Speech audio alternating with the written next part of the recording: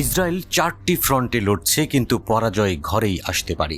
IDF, Hamas, Hezbollah ইরানের সাথে এবং পশ্চিম তীরে একযোগে সংঘাতে জড়িয়ে পড়েছে, কিন্তু এর ফলে যে সামাজিক ও রাজনৈতিক বিভাজন ঘটবে তা বিবেচনা করেনি।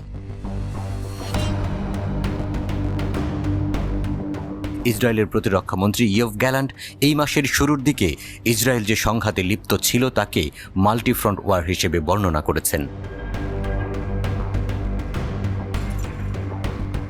ইসরায়েলি বাহিনী গাজার অভ্যন্তরে হামাসের সাথে যুদ্ধ করছে এবং লেবাননের উত্তর সীমান্তে হিজবুল্লাহর সাথে প্রতিদিন গুলি বিনিময় চলছে।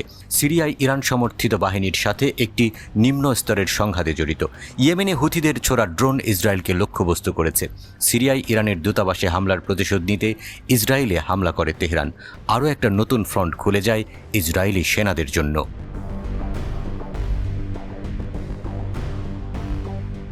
যদিও ইসরায়েল এর আগেও আরব সেনাবাহিনীর সাথে যুদ্ধ করেছে, তবে বর্তমান সংঘাত বা আন্তঃসম্পর্কিত দ্বন্দ্বগুলো খুব আলাদা। ইরানের সাথে একটি নতুন ফ্রন্টের সূচনা গুরুতর নতুন প্রশ্ন উত্থাপন করে। দেশটির একাধিক প্রতিপক্ষের সাথে লড়াই করার ক্ষমতা আছে তো? বিশেষজ্ঞরা বর্তমান পরিস্থিতিকে বলছেন সংঘাতের একটি উন্মুক্ত অবস্থা।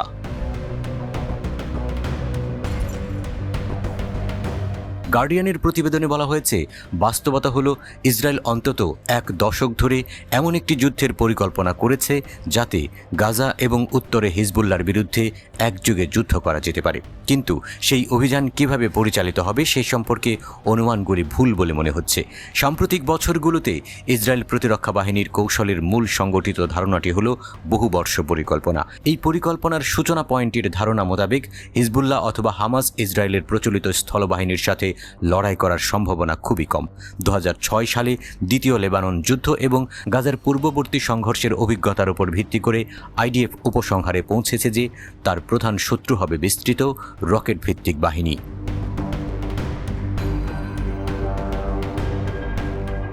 7 অক্টোবর দক্ষিণ ইসরায়েলে হামাসের আশ্চর্য আক্রমণের 6 মাস পরেও গাজায় হামাসের তীব্র প্রতিরোধের সম্মুখীন ইসরায়েলি সেনারা। ইসরায়েলের নেতৃবৃন্দের প্রতিশ্রুতি অনুযায়ী হামাসকে নির্মূল করা সম্ভব হয়নি। এর অনেক সিনিয়র নেতা দৃশ্যত জীবিত এবং ইসরায়েলের প্রচারাভিযান আটকে গেছে এবং উদ্দেশ্যের স্পষ্ট অভাব রয়েছে। বিশাল মাত্রার ধ্বংস এবং বেসামরিক জীবনহানিও ইঙ্গিত করে ইসরায়েল গাজা যুদ্ধে পুরোপুরি ব্যর্থ হয়েছে।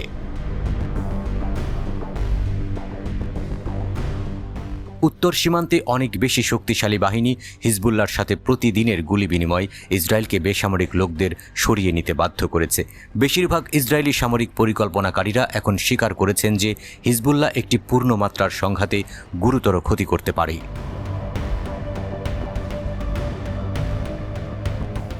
7 অক্টোবরের পর ফরেন পলিসি ম্যাগাজিনের সাথে কথা বলার সময় সাবেক আইডিএফ গোয়েন্দা প্রধান তামির হেমান একটি বহুমুখী যুদ্ধে ইসরায়েলের মুখোমুখি হতে পারে এমন কিছু চ্যালেঞ্জের পূর্বাভাস দিয়েছিলেন।